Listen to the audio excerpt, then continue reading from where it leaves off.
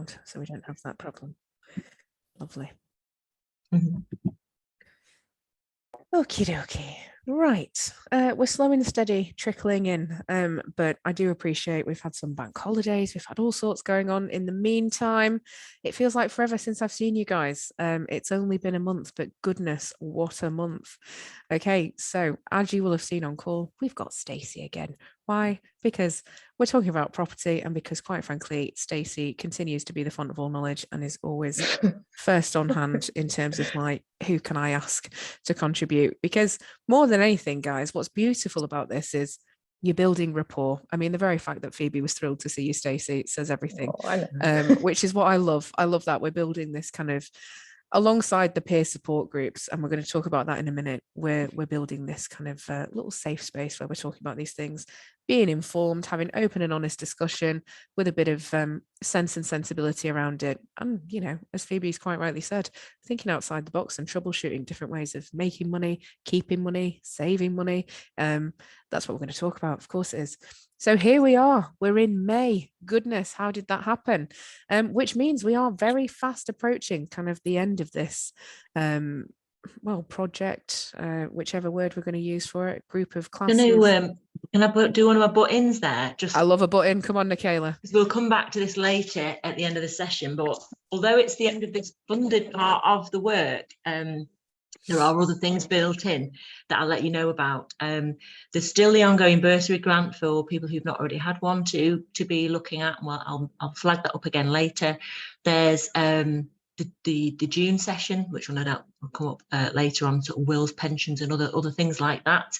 But our hope is that we'll spend a bit of time over this session, the next one, and probably the summer, having a look at what else do we want to do? How might we build on this? Is it more sessions like this? Is it more about systems change and getting policymakers and people in to help us grapple with trying to push the needle on things, or is it something else? Because we have built some time in, and I'll tell you more about it later. It was just this isn't the end.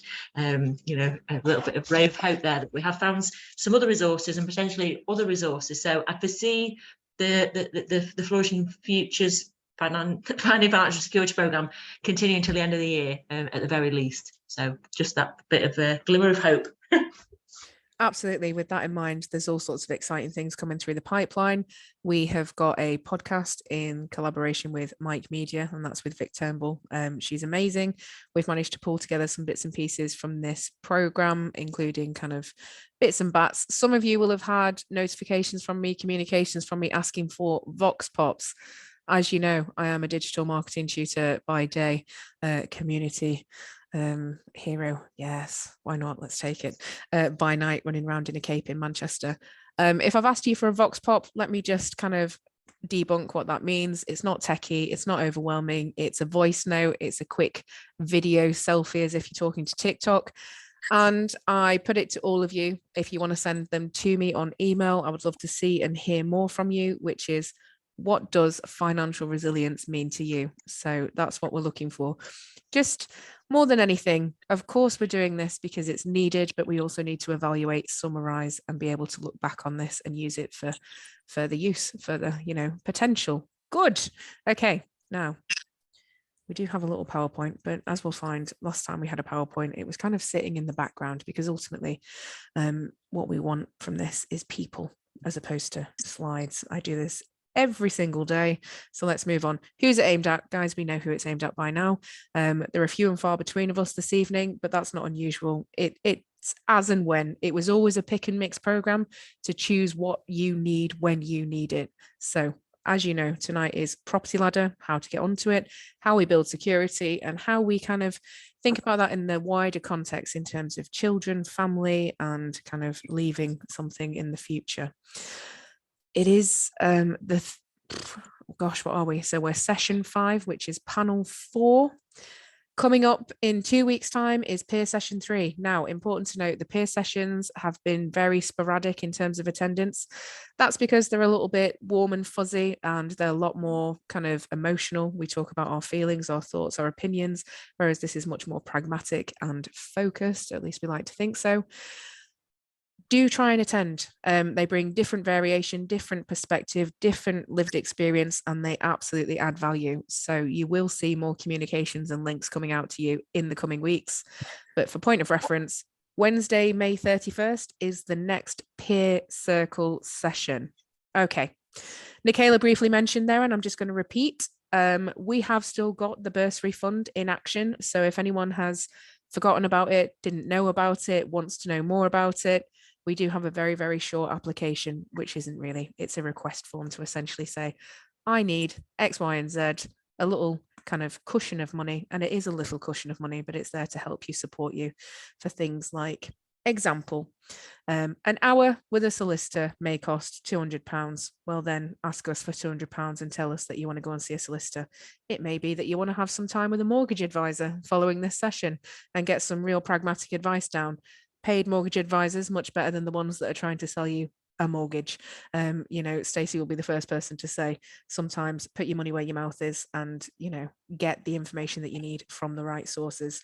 Vox Pops, we've looked at it, we've talked at it, so we will swing back round to that at the end of the session. It's not a priority, it's just a nice little pause for thought.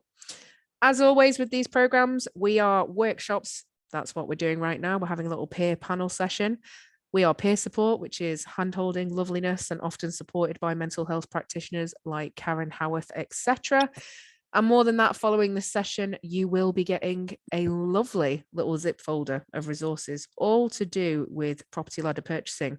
That is information on shared ownership, help to buy, indeed the Skipton mortgage, alternatives to mortgage provider, all sorts of different financial bells and whistles that we think about in terms of property. Nicola's quite rightly said what's coming up next. June, we are talking pension, wills, and next steps.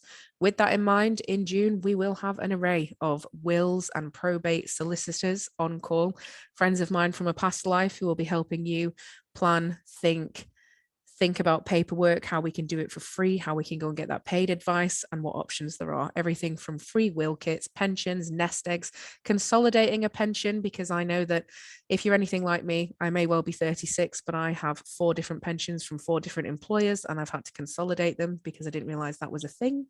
Again, that's something that we'll come on to next month and may well touch on today if we're thinking about property and how we leave it as a sort of nest egg for the future. Okay. Stacey has joined us. We're moving on from 6 o'clock. We've got her until 7. So calm yourself, ladies. I know last time we did absolutely bombard the poor woman with every question that came to our mind, but that's what she's here for, and always with decorum and just kindness. And as you know, has anyone got any, okay, there will be points, there will be absolutely house points for what is my nickname for Stacey. Can anyone remember? And if you can, please say it out loud. Everyone's hiding. Or remember it now, I've forgotten. She is the human mortgage advisor. Yes, yeah. Absolutely. This is a thing. We have talked about this session on session on session. Facing finance is a terrifying prospect for most of us. We have unhealthy relationships with money. That's what this program is for, is to try and get to grips with that and speak about it. Stacey, I have to say, hand on heart, you have aided this softening of how we're approaching our financial relationships, just because you have become the face of scary institutions, talking to somebody open and honest, talking about credit, talking about the fact that we don't know how, where, what, when, and who to go to. And you've provided a wealth of knowledge around that. So with that in mind, shall we start with the elephant in the room, which is the Skipton 100% mortgage? Now, we know 100% mortgage was an ideal notion 20 years ago, 30 years ago, very different kettle of fish when we had Northern Rock and things like that.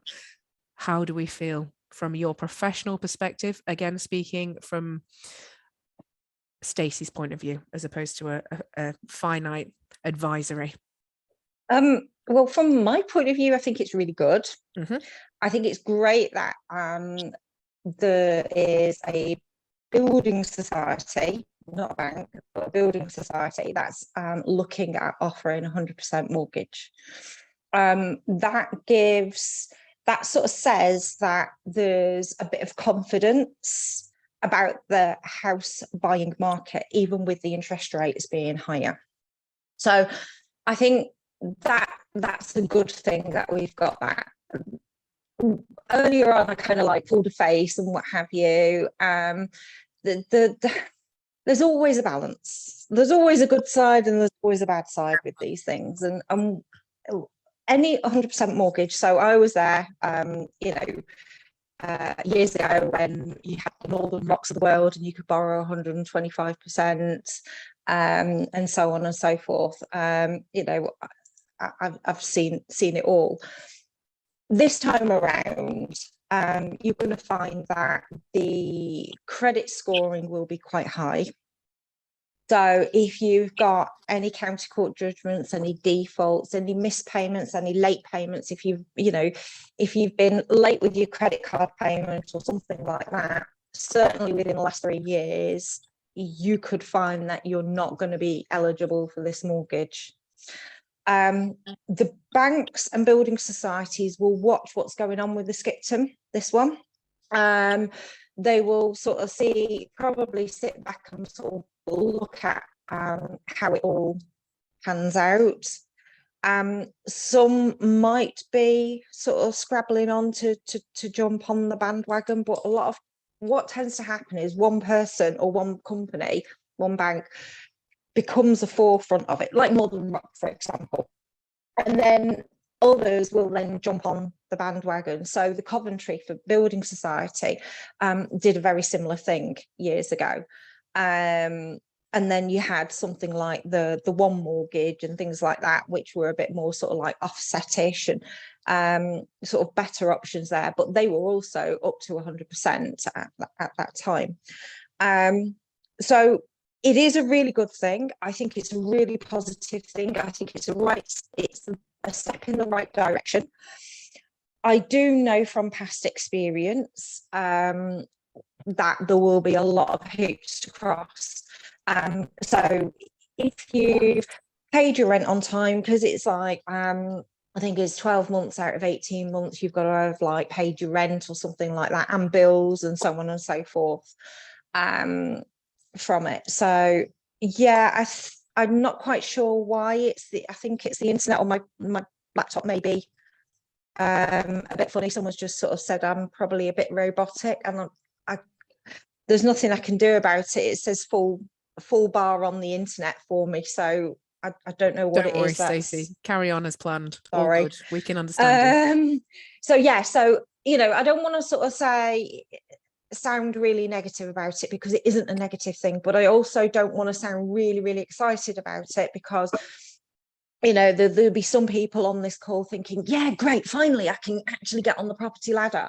But you might find that you want to check your credit file first and have a look at what's showing on your credit file. Are there any things that shouldn't be showing on your credit file? Can you clear it all off? That sort of thing. But by all means, you could contact Skipton directly about it. But I suspect you're probably best off. I mean, a number of my friends have been advertising it through their brokerages and saying, if you're a first-time buyer, you need to speak to me about, this new 100% mortgage that's coming out. But there are a few sort of prerequisites. You need to be over 21. You've got to be renting for at least 12 months and be up to date on the rental payments, and they'll want proof of that. So that'll be bank statements or confirmation from the letting agent. So they might need a statement from the letting agent, which in itself can be problematic, because if you go to a landlord and you say, I need a statement to show that I've paid the rent all the time, what does that mean? That means that your landlord kind of knows you're looking at possibly buying a house. But if you go via bank statements, whatever you submit to a bank or a building society, they will look at, the underwriter will look at. So your bank statements also need to be, quite sort of up to scratch and squeaky clean, so not in overdraft. If you have got an overdraft facility, that you don't go over your overdraft facility. Are you managing your money? Because all these things add to whether or not you are going to be suitable for this particular mortgage. And another thing that happens with this sort of type of thing that, you know, comes to the market, there's an mad influx first of all, people sort of like scrabbling to get the mortgage and everything, because, like, you know, it's been the best thing since sliced bread because it's, you know, 100% mortgage. What happens then? So the bank or building society doesn't have now enough money to lend out, and it only has a certain pot, so it will stop, it will withdraw the mortgage. So hence another reason why they will put the bar of credit scoring to get the mortgage quite high. So Daniela has just said, so you have to have squeaky clean finances. Well, for 100%, pretty much, yeah. But I mean, it depends on what you mean by squeaky clean. I mean, if you're paying your bills on time every month, you've not got any county court judgments, you've not got any defaults, and you've not like got any like late or missed payments on your credit file. So when you look at your credit file, I think it's changed slightly now, but it used to be 1, 2, 3, 4, 5, 6. A 6 was like a default. Sometimes it went to 8, and then what's the rent ratio to mortgage value? I don't have that information to hand, so I couldn't actually go through that at this stage. It's also done on affordability too. So, you know, in terms of that, it's actually done on your affordability. They will look at the rent and obviously how much you've been paying in terms of rent and things. But, you know, it's down to sort of individual affordability on that. And it does say as well, you can't have missed any other repayment commitments in the last 6 months. So anything, that's anything, you know, they will then decline it. So there are a few little sort of like prerequisites there that, you know, you need to sort of smooth out depending on your circumstances, of course. So, you know, are you still there? Because I've just literally gone into the thing to have a look at it, and now I can't get back on Zoom. You can see me? You're absolutely fine. You're still good. Right. Okay. So yeah, there we are. Right. We're good. Lovely. No, excellent summary. I was reading, and again, always an excellent resource, and I'm sure Stacey will agree. Martin Lewis, you know, is like the pinnacle of all rational and kind of nonsensical advice when it comes to finances.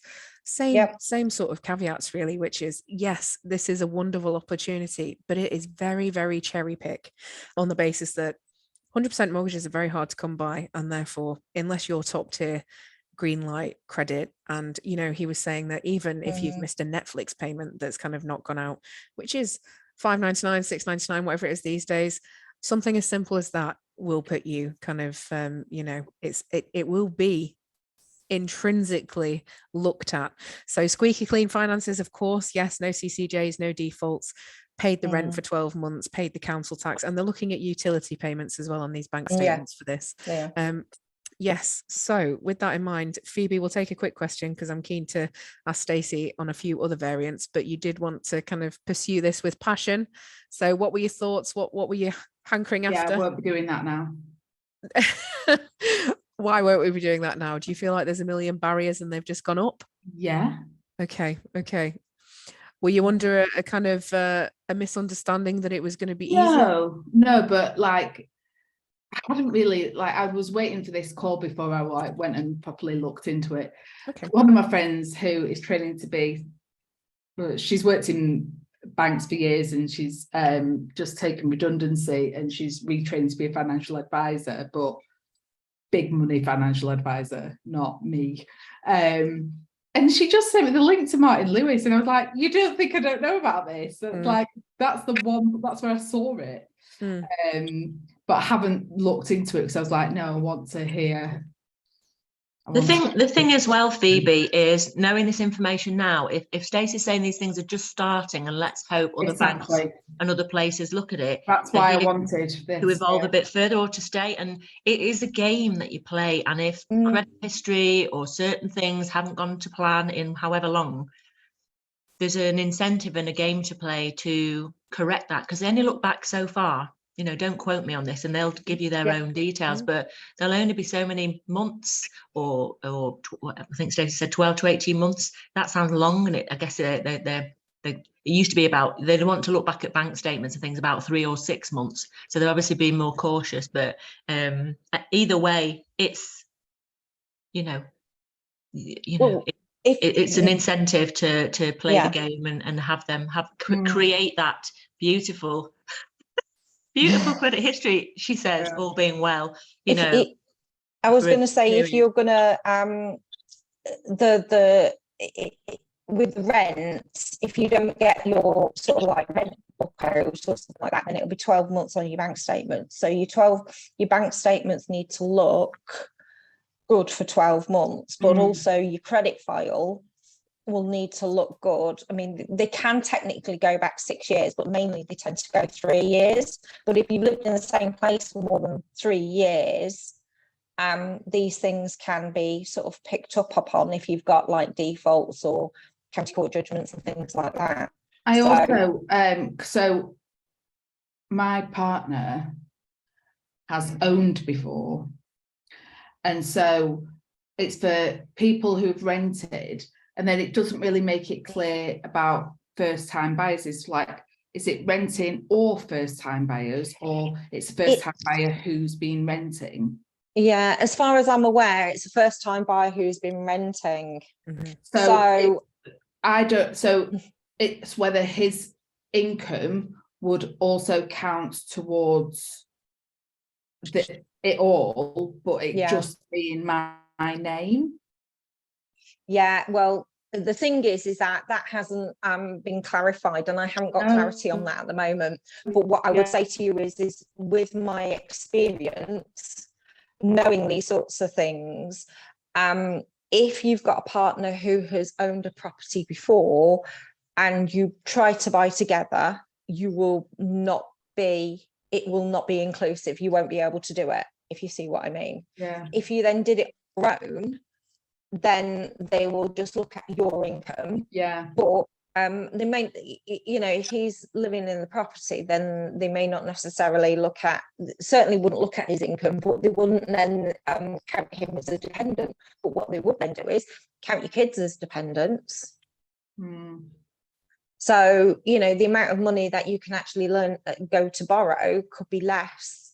The thing is, it's a fine line between the two. Phoebe, I know you really, really, it's like one of your dreams is to get on the property ladder. And I think, you looking at this match betting thing and what have you that you were saying there, and trying to find other ways of improving your income, I think is really commendable. And if you haven't already got yourself like a lifetime ISA with the savings, and start putting money away and doing that, and then putting that match betting stuff in your lifetime ISA so that you can then use it as a deposit for a property. And one thing with your mindset then, because of course you'll have like so much more of a positive mindset, and if you have actually got a deposit, you're going to be able to have access to different mortgage products, which means that if you've got or had problems in the past, there may be more flexibility in the mortgage front, rather than just sort of waiting and clearing up this 100%. But as I said before, I'm pretty certain the whole of like the banking mortgage market will be watching what happens over the next few months with this product, and it'll either go really well or not. And if it goes really well, you'll find that other banks and building societies will open up and do the same. But it will mean still that you will still have to have a clean credit rating. I have put £500 in the CHIP price saver. What do you know about that? The CHIP, the like bank account, like savings and investments. They've got this like prize saver account. So each month you can put more money in it, but it works a bit like premium bonds. So there's different amounts that you can win. So I've put £500 in that, but also from the credit union people, I put £200, which is the maximum amount, into their prize saving thing as well. Just because I'm just backing, or I'm like doing this whole money. I'm just seeing your face, Fran. Just going. I love it. I You're love like it. a proud mom. But you're I teaching am us, because I didn't know those things exist, and absolutely. it's there, and that sounds a better gamble than the other stuff. I know that Sheena, from Not the credit union, not necessarily a better ratio, but but listen, I mean, bet on one horse or back a few, Yeah. but with sense and sensibility. As long as that money is safeguarded and it's not some willy-nilly kind of chancing scheme where they've lulled you in. We need to get with a my dad promise. on. My dad was taught by the master, who was my gran, who was like horse gambler extraordinaire, which some people don't go in for all that for like ethical reasons, or let alone for like horse safety reasons. But maybe we need a session with my dad. But Phoebe, if we think about kind of the barriers to, and you and I have a lot in common on this, for different reasons, but we can buddy up, like I said a few weeks ago, and we'll tackle that credit together. And in 6 months, 12 months, we can evaluate where we are. We're doing, as Nicola said, this program will extend in one way, shape or form. It will evolve for kind of the foreseeable. So with that in mind, and because I'm Fran and I sit in the background and I do these things, let's still waiting on that retreat. Okay. Sorry, can I interject there somewhere? I don't know whether anyone can even hear me. Yeah. Hi everyone. I've not seen you all for a good bit. Nice to see you all. Yeah, just from listening, I'm sorry I sound like a bit of a party pooper. It just feels completely inaccessible to someone like me, my circumstances at the moment. Somebody who is literally living in their overdraft, single mother with 2 children. It just feels like, not that I don't think I can ever get there, it just feels like what you're all saying is here, and I'm all the way here. So, I can't think of the other lady's name, who's the lady who was saying about putting money into the saver accounts and trying to, probably, forgive me if I'm wrong, build that credit. For me, I'm not even on the first run of the ladder of that. So it really interests me, how does somebody like me, where it feels completely inaccessible at the moment. Daniela, I could give a bit of perspective on this. So not a lot of people might know this, but I lived in my overdraft for years and years and years. And, particularly after my marriage broke down, I lived in my overdraft. In fact, even when we were married, because, I lived in my overdraft for years. Yeah. And it's I'm used to doing it. It wasn't a scary prospect for me, but it was when you get near the edge of the edge. People might not like me for saying this. I'm being recorded, but I'm so grateful that I had I had 2 accounts with overdrafts. I still have 2 accounts with overdrafts, and I would say thank God for that. You know what I mean? I had there was £1,000 overdraft on one, and there's about 750 overdraft on another, and that kept me afloat for many, many years. So whilst it's not comfortable living like that, it is a way to be. It keeps you going, and if you can manage it, you manage it. But the reason I'm mentioning it is because I'm not there now. For me, and I don't know, everybody's different, because the ability to work and the ability to work consistently and of a certain way, we know full well through our networks, not everyone can do a full-time job for various reasons, but it was working and getting a better job that got me out of my overdraft, from what I recall. Can I just say, I really appreciate you sharing that with me, Nicola. I really do, because and I've not been in my overdraft. I mean, I do. There's the odd, I go in by a 20, 50 quid every now and again, but I'm not up in the hundreds like it used to be. So it's just where you're in that position, I've got my only thoughts on that, and other people might have other ideas. Either a wealthy relative dies, or you manage to work. You manage to work to a level where you can clamber out, or something else. And there's on a one-to-one, there's ways of thinking these things through. And likewise, sometimes where somebody develops a social enterprise and they're in that tricky spot where they're on benefits, they're going to be careful what they earn, this, that and the other. We know, we've talked to people before about developing a constituted group where they can grow almost like the nest egg of their social venture without taking a full salary yet, so they can build a salary up for themselves, you know, so that they know they've got 6 months salary sitting waiting for them, so it feels like less of a risk. So there's ways and means of doing, you know, of climbing out. It's just everybody's roots inevitably very different. Yeah, and I can appreciate that, you know, some people are on, you know, a different part of the ladder, and I'm not kind of putting that down in any way. It's just that I'm not even on the first run of that ladder. And I know through Fran's well aware of that, and I think we've got some conversations about other options, the private rented side. But sorry, somebody just said Danielle. Yeah, it's me. I'm poor. I'm a single parent. I have 3 jobs. Like, I'm putting that money aside whenever I can, and that's how I've managed to get, like, I've been on these calls now. When did this start? I was going to say February, and I've got to say, Phoebe, you've really taken the essence of what this was. Do you remember when we had community savers? Admittedly, you know, there was a bit of something for everyone on that call, where we had community savers, credit unions, and we were looking at different ways of saving. And what they said was pennies to pounds. It makes all the difference. And you've absolutely taken that and run with it. And that's all that we can ask. That's all that it's been for me, is that I have been able to put that money aside because I have stopped, like, I wasn't spending frivolously anyway, because I didn't have any money to spend frivolously, but I got an extra job, and like, I just did absolutely everything that I could.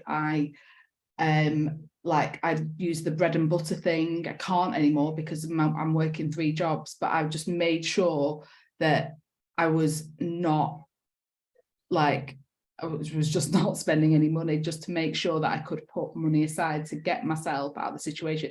I still owe a lot of money.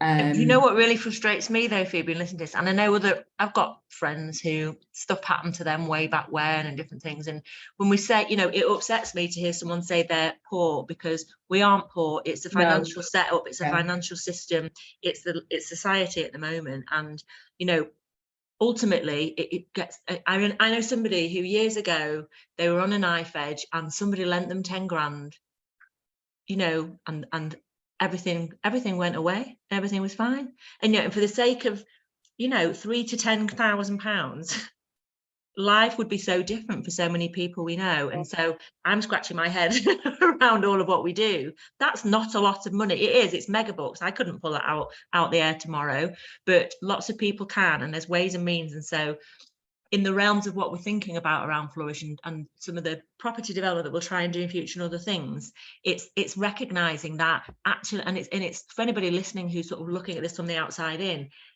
the amounts of money that a lot of the women we work with who technically are facing hardship, the amount of money they need to lift them out of that is not an insurmountable amount. And it's an insurmountable over a few year period. And for somebody to get that money now would change their lives drastically, you know, overnight, you know, for what some people blow on a, you know, on a weekend.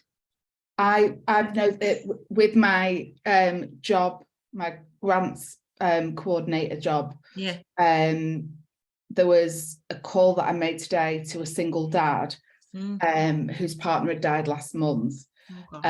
He's back home living with his mum, and anyway, he sent us his bank statement so we could see his bank account details to do the transaction, and he had like £300 in his bank account, and we gave him a grant, and I'm like, this doesn't seem right to me, because like, and my manager said I had 8p in my bank account, and like, she's on probably 40 plus grand a year, 50 probably, and it's what you spend your money on. But he's back living at home with his mum because his partner died and where they were living, so it's like it's all relative, because like, he needs to find somewhere for him and his daughter and their dog to live. He knows that he's going to be kicked out of his mum's any day. They live in London, and it's just like, I was kind of feeling he should be getting the grant because he's still got £300 in his bank account, but it's good because he's still got but then there's other people that are getting turned away from the grant because we've reached the capacity this month. So it's just like swings and roundabouts, but we Yeah. all know, you know, that if a bank's prepared to give people a £500 to £1,000 overdraft, you know, what you really need is a safety net. In reality, you know, is a chunk, because you never know what's going to come left field, and you know, anyway, we don't want to give people nightmares overnight, do we? With that, but well, it's interesting, isn't it? Because you know, a huge part of what informed this program was I had the pleasure and privilege to run it with the Coming Home ladies. Now, the Coming Home ladies are obviously fresh out of prison, trying to get back into work, have lost the homes, lost the families, lost the support networks. Their financial stability and financial resilience is zero, net zero. And so through doing this program, it is looking about where we start and starting from scratch. So Daniela, let me tell you, it really is a case of pennies to finding those opportunities, but also that's what we're here for, to troubleshoot, because we are talking, and there's a lot of talk, and there's always a lot of talk when it comes to finance, but with Flourish, there's always action, and there's always trying to soundboard and find opportunities. So it's like Nikhil said, for anyone who's watching this back and listening to this and can think about other ways of accessing and providing opportunity, that's what we want. This is not just a gossip girls circle. This is a time to take action and find solutions. Absolutely. Well, you think, how did they do it? There's always that, how did they do it? And you know, there's so many routes to stuff, and you know, there's the, you know, the description that Phoebe's given. There's the 100% mortgage option. There's you know, parent, back in my day, you know, I did have 100% mortgage, but prior to that, you know, and it's a very different place now, so I don't even talk about it because it sounds ridiculous saying it out loud. But you know, my parents lent me £3,000 when I was 22, and I bought my first house in Blackburn, and you know, £3,000 was 10% deposit.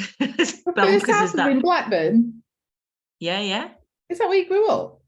I didn't grow up there, but that was where I bought my first. That's where I, you know, got my first house near Ewood Park. So yeah, and I think, you know, whilst those sorts of opportunities don't exist now, or you know, you'd have to fight very hard, or move to another country, or go to the depths of who knows where to find that sort of stuff.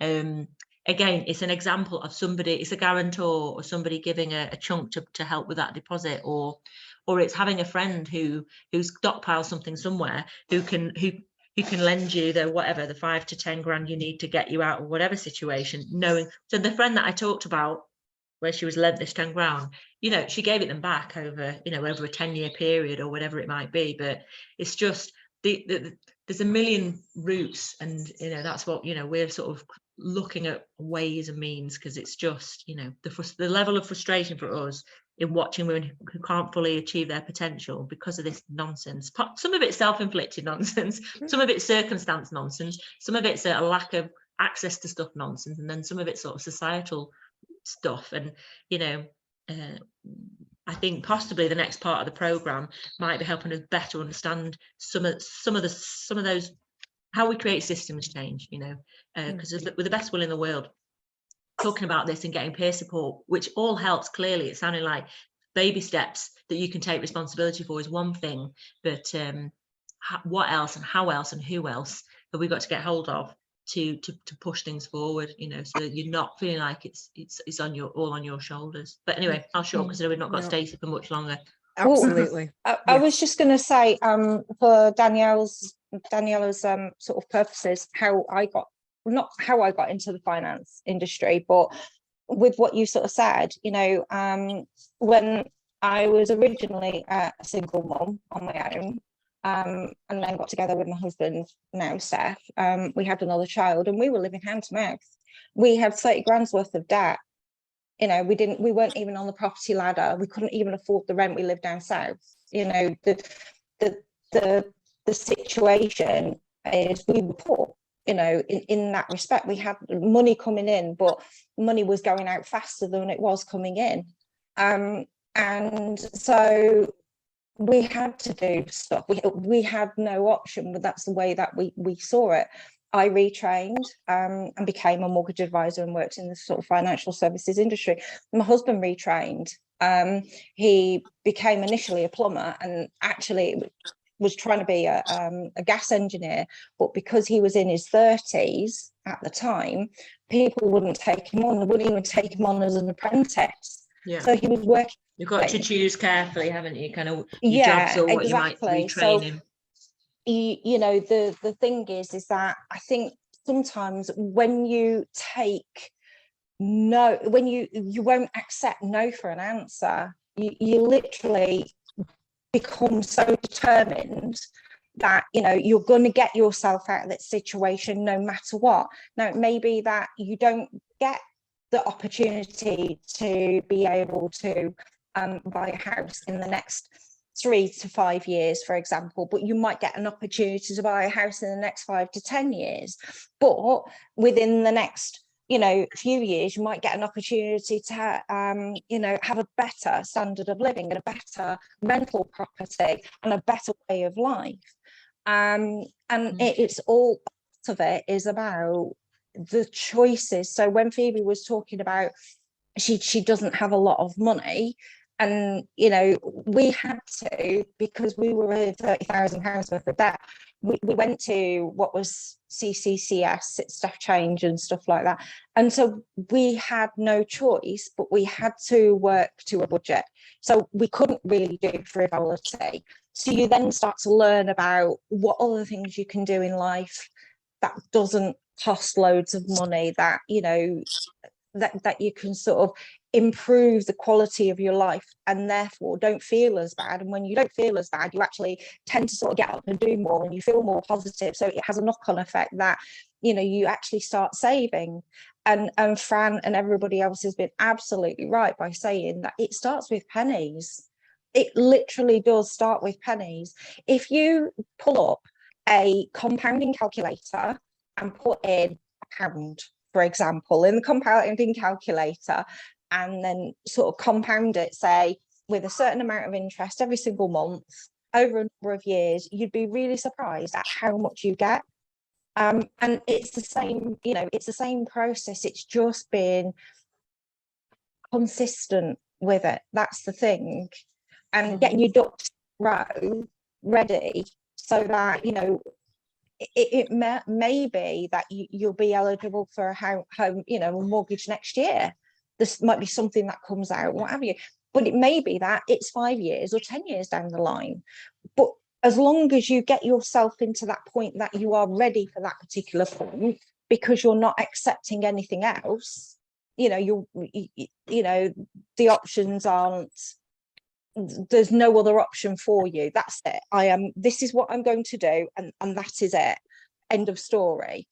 Then, you know, people move mountains quite often just by having that mindset that, you know, everything else is like totally unacceptable, and that is what I'm going to have, I'm going to do.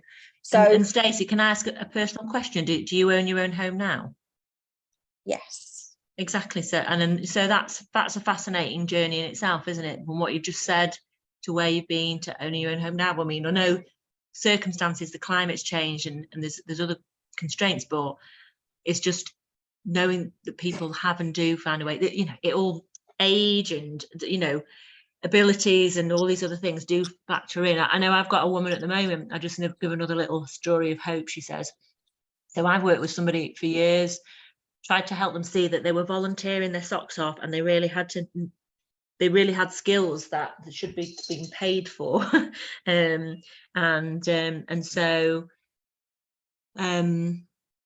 to be fair, you know, single mom, had lived in transient housing a little bit after, there was a whole tale in there about, you know, ex-partner changing the locks and throwing everything onto the street type stuff. But she, over time, got back to work. You know, by the time her son was a certain age, it was like, there's nothing stopping me going back to work now, really. So she got back to work, and part-time, that then grew into more. She found a dream job, thankfully, as a funeral director, would you believe? Or not funeral director, but a funeral arranger. And that really helped sort of build that consistency. She was trapped in a really frustrated situation where I remember her moving into this housing association property, and it was like between the devil and the deep blue sea, you know, in social housing, isn't it? Because you've got to take what you're given because of the way the systems work. it met her son's sort of schooling geography needs, but it wasn't great, it wasn't ideal, and you know, she wanted something different. But it was a stepping stone, a means to an end. And you know, within a 5-year period of living in a particular social housing that, you know, don't get me wrong, there's another 5 stories in there. Long story short is she, after she'd done a part-time role, and then the company took the mix somewhat in having her work full-time hours and not giving her a full-time contract, so she didn't, you know, certain benefits and building things up, and being able to take on other financial options wasn't an option because of, you know, she wasn't cast as full-time, and they couldn't see this consistent salary that she was actually earning. Basically, she quit that job eventually and set up as self-employed. Now, this is a woman who, you know, she wouldn't mind me saying, you know, adult ADHD, has had all sorts of mental health stuff going on, and, you know, proper old live wire. And so, by taking that leap of faith, managing to get to the point where she could set herself up as self-employed, because she'd built such a good reputation in the funeral sort of service, and ploughed on through COVID and everything else in this role, which was just horrendous. She's now been self-employed for over a year, and she's stuck her 2 fingers up at a social housing landlord, and has got herself I've not been yet, but I will be doing. She's got herself I'm not saying this is the best place in the world at all, but in her mind, she's got herself a place now in Bramhall. It's got a garden. She's not got these nightmare neighbours. She's in that house. She's feeling a hell of a lot better in herself, with some sense of equilibrium. That's taken 4 or 5 years. Her son's now gone off to university. You know, she's on her own, so she can make that sort of leap. And yeah, she's now looking at her next moves, and you know, what is she? She'll be about 46, 47. So she's like, oh God, you know, I don't know if I'll ever get on the property ladder. And she might not. And you know, she's got her options. I think she may well do, because she's going ridiculously well with her own business. Don't get me wrong. I mean, there's a lot of easy routes in throwing herself into the ground with the amount that she's working. So we've got to work on her not having burnout with all of that. But she's got some options, and just to watch that transition for her from where she was, you know, in the last 7 years, all that's happened. It's just mental, really. It isn't mental, it's joyous. But you know, that's what we want to see, really. Absolutely. There's no such thing as impossible. And, you know, as part of this, of course, we've got Stacey, who's going to have to leave us in a minute. But just to kind of, for anyone who is feeling that sense of hopelessness, can I just remind you that whilst I have the joy of co-facilitating this with Michaela and Flourish, I only got out of prison in September 2021. My criminal license period ended 3 months ago. I'm working full time. I live in private rented accommodation. I live in the city centre. I am dealing with my hideous credit history and a criminal conviction to move on from fraud. And all of these things are huge barriers to the potential of house purchasing, but it will not stop me, because 4 years, 5 years, 6 years, 7 years, when the credit is shaped up and the convictions elapsed under the Rehabilitation of Offenders Act, I will keep working. I will keep saving. My deposit will sit nicely. And that will happen for me. And I'm just saying, if there is a sense of hopelessness, if we're talking about barriers, smash them down. Absolutely. That's Well, no, blooming brilliant stuff. And well said. Is Stacey still on the call? And I've seen a message saying that she's got to shoot. I just wanted to say bye. I didn't want to shoot you down there, Frank. You know, you're on a mission, and it's important, and everybody's got to kind of find their sort of fire and keep that in them. And you know, you make it sound easy there, Fran, and I know behind the scenes it really isn't. So, you know, but I know Stacey's got to shoot, so I just wanted to give the opportunity to say thank you again for coming and offering some info. And there'll be more sessions, and I think you've helped shape some of the tools and resources that we'll share after tonight as well, by the sounds of it. So thank you. And I've got you a little email as well to pick up at your leisure, just about next steps and things. So I think you're at the are you at the Wills and Pensions session? I wasn't sure. No, just checking. No, I'm not going to get into that one. I'll leave that we're one lawyering for, up for that one.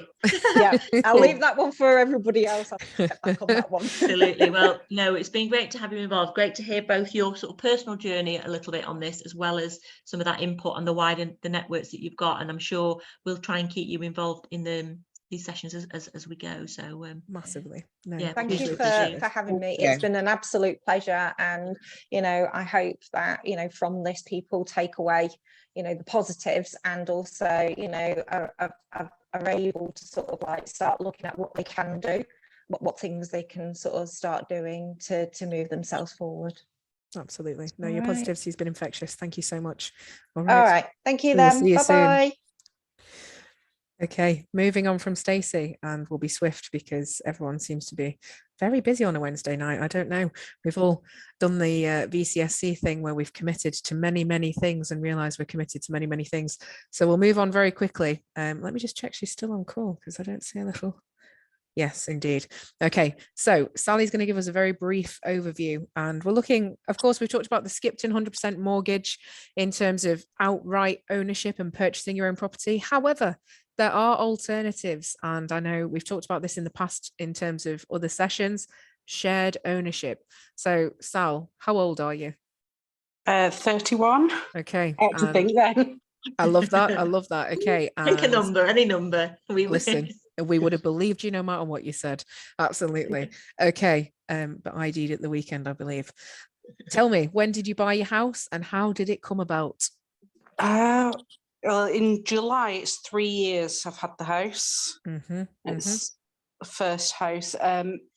Mainly it come about because I've been blessed that my mum had a decent job and decided to put some money aside to give me towards a deposit. I know not everybody's in that situation and not everybody can do that, but it did help a lot. But she kind of decided that it was better for me to move out the house. That sounds like a very polite mum way to say it's time. Yeah. And she didn't want me renting because, well, I have rented before, but I never liked where I was renting and things and wanted to change it. And as you could probably tell from the hair, I'm very colourful and I do not like anything plain and simple. And I just couldn't do it. And I felt like trapped and rented. So I lived with her and saved as much as I could myself. And then she gave me some money towards the deposit.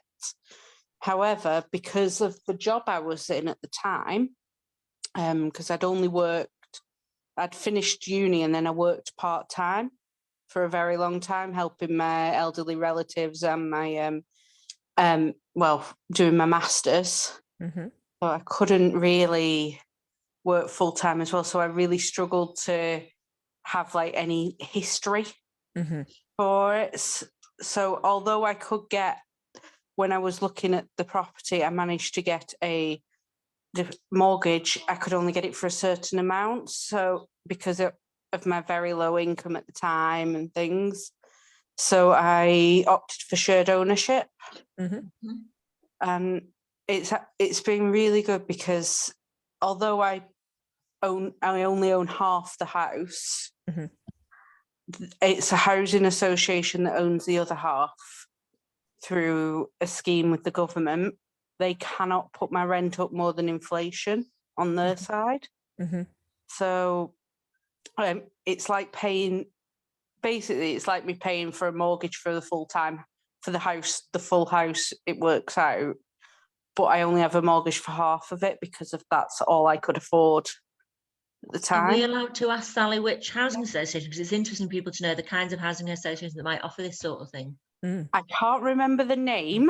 Oh, go on. That was it's Home something. I think it's Home Reach or Home something like that. Yeah, don't worry. We can do a little bit of research and look into some of these things. I've come across a few, I think equity, well, what used to be equity housing. I think there's some of the larger housing associations do offer those sorts of options. This one came about because it was a new build that I was looking at, and it was suggested by the builders.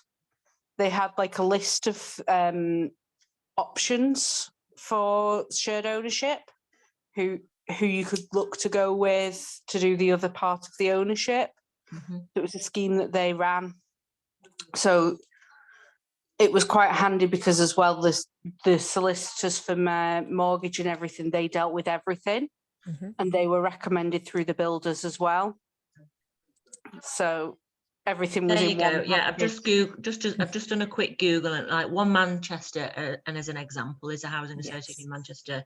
They're an example of a shared ownership scheme, you know, where you own between 25 and 75% of the property, depending on what you can do. But anyway, or there's rent to buy options. But anyway, sorry, you carry on. I was just trying to put it into context. Yeah, so I own half, but if I ever come to sell it, I would get like whatever half of how much we sold it was for. And so if the price of the property went up, I'd get a profit. If it went down, obviously less, but I have to give the housing association the opportunity to buy me out first. That's the only cause in it. Right. So they have the opportunity to just pay what the equivalent would be for my half of it, and they would own the house then. Sorry, the dog's just decided to start barking. No, don't worry. The reason I've invited Sally on is because what I wanted to do was, of course, with this, to get on the property ladder, there's so many different options. And often when we think about buying a house outright with a massive mortgage, regardless of whether we've got the 100% kind of skipped and golden opportunity or 90%, 80%, whatever it is, deposits can be quite overwhelming for some of us, let alone the mortgage process. So shared ownership and that opportunity to take a smaller mortgage, to own a smaller percentage of your property is still that first foot on that ladder that's moving us from kind of private rented into home ownership, and it is much more accessible.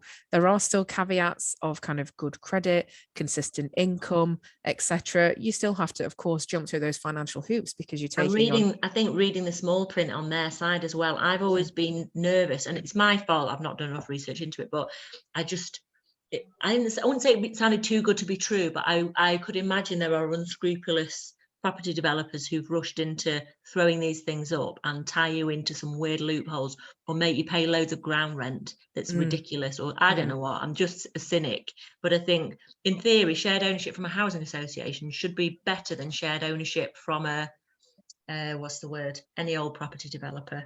I agree, and I think although that location, people would like certain locations perhaps, but that's just me throwing my devil's advocate bit in. No, I mean, Sarah and I have looked at kind of shared ownership with One Manchester, huge housing association across Greater Manchester, and again, the caveats tend to be that it's a new build development. There's a certain kind of tenure in terms of how long you've got to kind of own your 25%, and then you've got to upgrade to 50% ownership in a certain time scale. There's always going to be kind of, positives and negatives, but we're just looking at options. Sal, do you think... So obviously you've got partial ownership of a property that's a new build. It's a beautiful, beautiful property. Would your alternative of getting on the property ladder would have been buying something kind of cheaper, a bit more dilapidated, and kind of going down the old school route of going, I'll take 100k house because I've got a mortgage, I've got a deposit that can match that? Was that on the table? Was that a thought? It was a possibility, but it would have been a very bad dilapidated house. And I think I would have struggled a bit because I would have had to do a lot of work, which again, I wouldn't have had the money to do. So it'd have been me doing it all myself. Michaela knows why. And I'm only, you can see me laughing. I'm only chuckling like Muttley. Because back when you're 22, like I was, and I managed to, it's because my first job was in Blackburn, and, I never imagined you could buy a house for, I know you can't now, but I wish you could, 30 grand back then. Trust me, that needed some work. But it's funny. It was you're gonna like this. It was a 3-bedroom, 2-bathroom. Woo! Terrace in Ewood Park, and with a bit of a yard. And I used to dream that over the back of the yard wall, to me, I just dreamt that there was the beach and the sea was over there. Clearly, it wasn't. It was like Scotland. But in my world, you make your own little world, don't you? And but it needed a lot of work. I have a thing about going into houses and I have to rip out all the carpets. look, usually every house I've ever bought has needed a lot of work. And in fact, yeah, I think somebody died in this house before I moved in it. So yes, you need to like rip out the stuff and start again. So there's absolutely pros and cons to going in for something that's not going to cause you all that stress and have to pull in every favor, you know, or paint for like weeks and not sleep. Absolutely. I quite mean, like that I'll though. put it to the room out of curiosity. Those of us who are trying to get on the property ladder, I know we will all be guilty of doing two things. One, going on Rightmove and looking at houses that we absolutely can't afford and going, if only. And two, Oh no. going on Rightmove and sorting kind of lowest to highest and thinking, gosh, Lowest, that's an lowest every absolute shocker. time. Could I mean, I don't know if I could tile a bathroom, or, you know, do I know Call anyone me who's in, good at call me in. electrics? There's nothing I can't do. Listen, Swear to God. I'm not very good at electrics, but everything else I'm fine. No, so just a curiosity, a raise of hand, use your Zoom little up and down. How many people have done that? They've done the pipe dream. I'm going to buy that absolute, I was about to swear, choice of a property, but it's okay. I can be that person. Phoebe, I knew you would, because we think, I know it's 50k and I know it's in the arse end of nowhere. And I know that the neighbors might rob me every single day, but it's 50k and I can do that. Absolutely. Gosh, I've thought about buying terraces here, there, and everywhere, places I've never heard of. Do you know what really winds me up? On Manchester Evening News, when you see people and go, this house that I've done up, and like they bought it for like hardly anything, and they've done loads to it, and they bought it on their own, and they're in their 20s, and I'm just like, yeah, your dad's probably a build, like you've probably got builders in the family, but like they don't mention any of that stuff. No. My dad can bet on the horse. Phoebe, my dad can bet on the horses. He can't put a shelf up, so it has all been me. Absolutely. I mean, it'll be, you know, I'm not a big fan of said publication, but yes, I can't stand that clickbait business where I think, oh my goodness, how did they do it? I must know, what is the key? There is no key. It's a secret. That's what we're here for. Absolutely, to find the key to the lock that may or may not open, but it will at some point. Okay, Sal, I know you need to shoot and you've got things to do. I just wanted to get kind of a, well, you know, you've owned a 50% of a house for 3 years. You're a young professional. You've had caring responsibilities. You do have the luxury and the absolute pleasure of having relatives who can support you. And that's something that we're going to come on to when I'm going to pick on Nicola in a minute, where we can talk about different journeys are different things to different people, and we all have mixed opportunities. Do we have a relative who can front us 10k, 20k and get us on the ladder? Absolutely. That'd be delightful. It'd be the dream. Do we have a relative who's on the deathbed and you're thinking, now's the time, I love you, but come on, I want to buy that house? Distasteful but necessary, because that's the way the world works.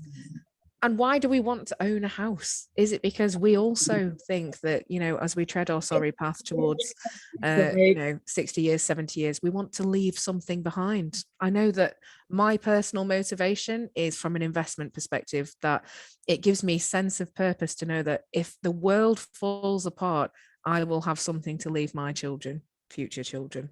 That is what I want. And I know, Nicola, we talked about this in last session. How are you going to think about I'm more about, the bigger picture? for me, it was always more, what is it? It's more, not that, you know, I've got my son there, I've got to think about him, but he can earn his own crust. Thank you very much. I'll make sure he gets an education. No, I mean, I'm not quite that callous, but for me, it's the fear of instability, you know. And I don't get me wrong, I've been in various unstable places from time to time, but the thought, you know, when I think of people I know where on any given day, you know, flip a coin, I can deal with it. I'm really good at dealing with change, you know. I do know that I'd be all right, but I just the lining somebody else's pockets bit pisses me off. And the thought that, you know, I've got a month's notice or 3 months notice and tough shit. And that's what I can't, you know, fortunately, you know, well, one thing and another, you know, like early doors, I was able to kind of put that stuff to bed. But there are other major stresses in being a homeowner. So, you know, when I listen sometimes, and, you know, lots of people on benefits in different ways, you know, when the shit hit the fan for me, it was either, you know, go move back in with my parents, which I was not going to do, or it was, well, it was a range of things, wasn't it? So I just knew I had to find a way to figure it out. It just had to be done. No, absolutely. Sal, while we say goodbye to you, I'm going to put you on the spot because it's being recorded and I want this for content purposes. What is financial resilience to you? What's financial security? Do you feel financially secure now you own a portion of the dream?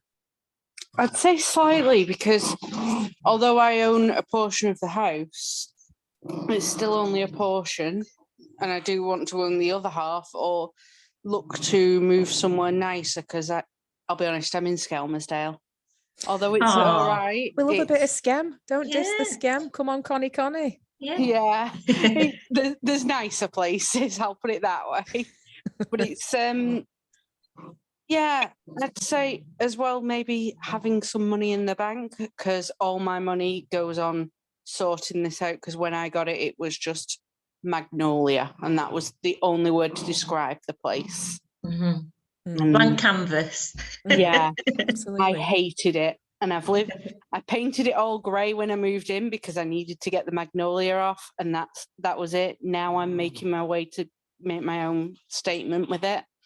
And I love that. It my own. There's a huge sense of self-worth in that as well, that your hard work is paying off. And I think that visualization is really important. And I think probably that is one of the motivators for a lot of us who private rent, is like you said at the beginning when you were introducing kind of why and how you got on the property ladder, is sometimes we don't like the blank canvas, and sometimes we do want that individualism, and we want to feel like it's ours. And it's that sense knowing that it's not, that is quite jarring for a lot of us when we work so hard and we pay so much, to know that fundamentally it's not ours is quite a hard thing to take.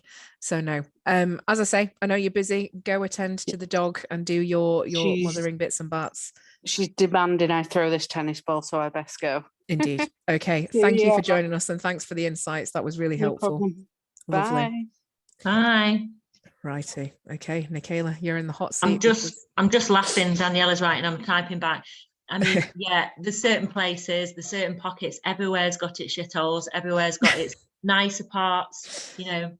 I won't have a bad word said against Skelmersdale. I only recently learned that the Connie was the concourse, and I am delighted by it. It's a place where you can get a rotisserie chicken and a key cut in the same arena.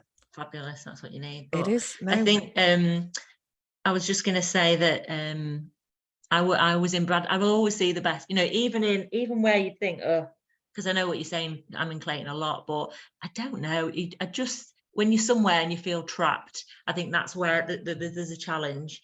You know, I go to Clayton and I see like, you know, the little parks and the green bits, and, you know, certain, you know, nice streets here and there and different things, and just different pockets of a community. I always try and see a positive spin on stuff, even when not. And that's why I give the example of Bradford. I worked with a lot of people from Bradford for years, and they would always put a downer on Bradford, and I'd always be raving about it, and they just didn't get me saying it. But they said I should work for the Bradford Tourist Board, but I don't know. I just, everywhere has its charms. You've just got to see them, haven't you? So. Phoebe, you live in Levy, don't you? I used to be in Levenshulme. I was going to say one of the Levy massive. Levenshulme is, you've got the new Chorlton people that can't afford Chorlton, Didsbury, that live there. And then you've got just the amount of fly tipping, like it's just Listen, tread carefully, because you've got Levy Market's number one fan on call. You what? You've got Levy Market's number one fan on call here, so you know. Yeah, well, now I've been made to feel quite guilty about being a bit part in that coming together. I couldn't believe it until I did their social value report, and I had one of the stakeholders I had to go and talk to was Jeremy. Edward Meller. No, well, yeah, Jeremy, obviously the cheese man, but no, Edward Meller, because I couldn't believe that the market had an impact on people wanting to come and move to the area, and house prices and stuff, and the so-called gentrification and all this sort of stuff. But it had. I was like, what? Nicola, did you do the thing at Pod in the back room? Were you there? You were there. Yes, that was me. I was there too. There you go. Post-it note heaven. Always, where Oh, there's a Nikayla, oh. there's a variety of post-it But notes. I found out at that time, I sat next to someone and she went, "Are you Phoebe Cross?" And I went, "Yeah, why?" And she said, "We went to school together. I was in the year above you." And she was opening Station Hop, the bar. Oh, great. Yes. Yeah, I She's in know the them a above you. little bit. Amanda, That's yeah, the one. Yeah, she absolute scares the hell out of massive me. So if bully you're at watching school. back, but yeah. Oh, Is that Heaton Moore feisty. Market, Amanda? No. Yeah. This I was is going to say, 'cause she's not scary.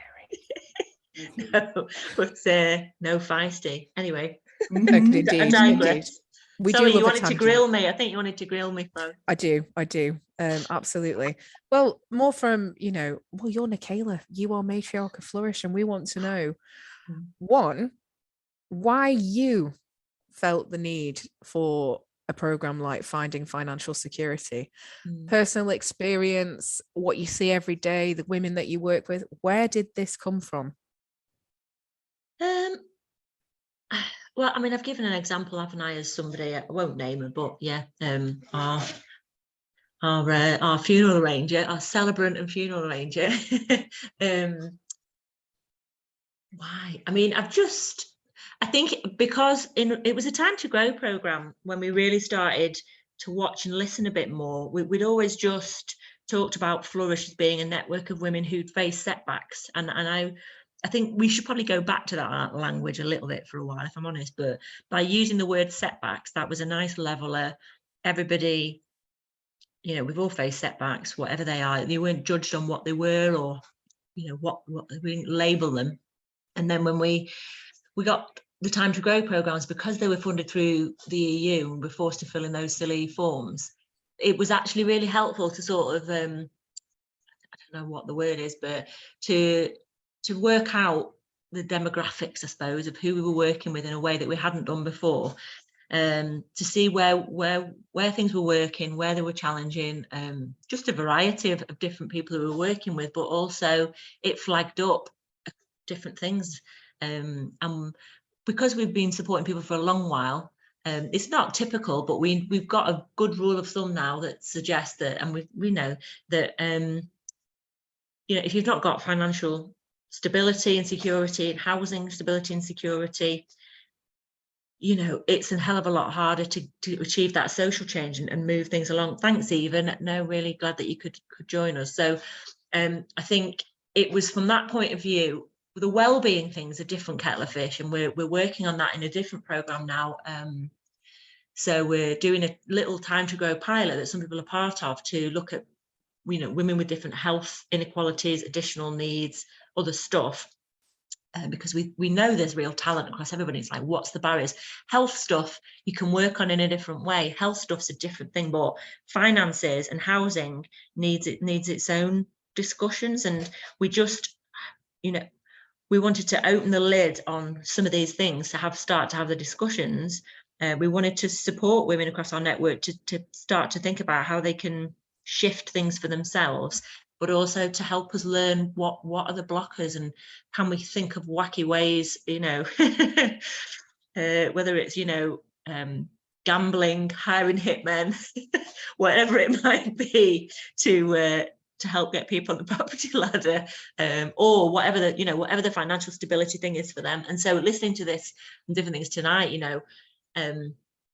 I'm thinking about my own son and thinking, how on earth is he going to get on a property ladder? And that's another incentive for me to be having to learn about new things and new challenges, because whilst we know the women in our network have various challenges to remaining or being on some sort of property ladder, we certainly know damn well that the next generation have, male or female. And so it's just that's why we've done the program, mainly to help people start to think about it all, but also to help think through what can we do about it. And there's that collective and individual responsibility, I suppose. Well, yeah, Jan, there's an option there, isn't there? And yeah, it's what we will have an event where we with or without drinks, because not everybody drinks, to come up with some wacky ideas. And the craziest ideas are sometimes there's some gold in there. And it's like, who, like I said before, who we've got to talk to and what have we got to do to overcome some of these barriers. But yes, we will make sure you're at that Wacky Ideas event for sure. You know, we can try and help people up their game or develop their own ventures and make sure they're paying themselves well through doing that. But that takes it takes a while. Being an entrepreneur isn't for everybody, and running social enterprises is complicated. So but then I think there's these other instruments and these other elements that we can kind of throw into the mix, whether it's working and working your way through it, or whether it's like we said here, finding other collective ways and new financial methods to take some of those blockers away. We'll so that's the kind of why. I don't know if no, absolutely, anyone's learned anything new from what I've said there, because we've talked about these things a little bit, but hopefully helpful. And can you tell us kind of the journey that you went on? You've mentioned the house in Blackburn with the 3K loan from your parents. Yeah. What about more recently, kind of recently? So I mean, I was saying earlier, got that house in Blackburn, and then I definitely climbed the property. I mean, I'm not precious about having a forever home. Some people, and it's an age, probably there's an element of age thing, and there's an element of, you can't get precious about this stuff if you want it to happen. You have to just deal with it, take what's there. And I don't deliberate forever. If you've got a certain budget, you have to just go with what that budget will buy and get on with it. That was always my philosophy. And so that's what I did, and that's what I've always done. And but over time, then bought a house, with my ex, and we moved to Mythenroyd, back-to-back terrace. It wasn't mega bucks, it was still under 100 grand at that time, thank God.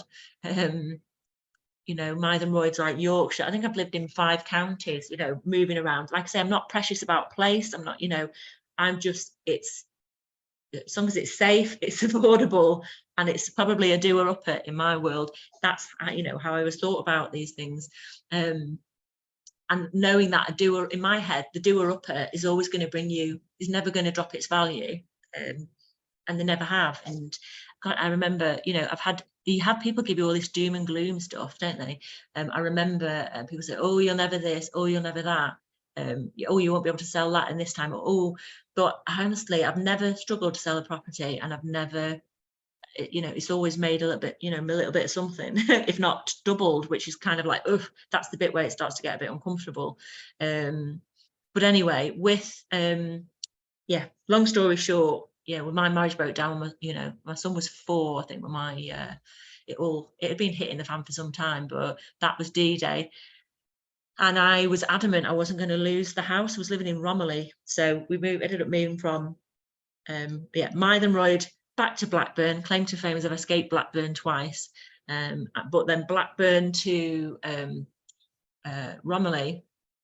And I wouldn't say that was the forever home, but that was like, it was, to be fair, the one in Blackburn was nice before that. But anyway, either way, I love a garden. I need a garden. I'm not very good if I don't have green, and it had a decent garden and decent-ish.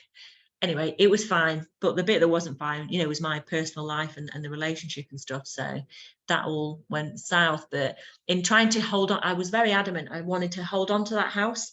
But things run through your mind, do I go home and go and live back with my parents, sell the house and think, oh God, what am I going to do? And I just didn't feel like that was going to be a good option.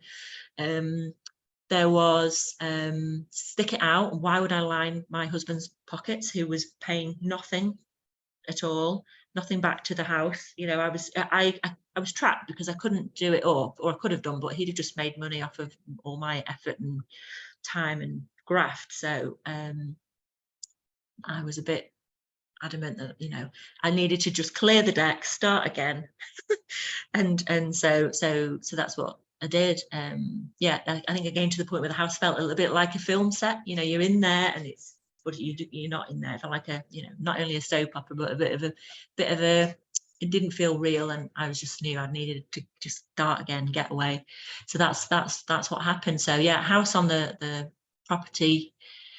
estate agent world on the market. And yeah, like I said, I'm not precious about this stuff. So I remember drawing a triangle, thinking, well, I need to be around this area, but I drew myself a kind of triangle from, people are laughing, but I think from like Marple Bridge to Nantwich to maybe Macclesfield or something like that. It was like this triangle that I sort of drew, and people will laugh because that's probably one of the most expensive triangles you can probably draw, but I'm like, well, why not? Why not?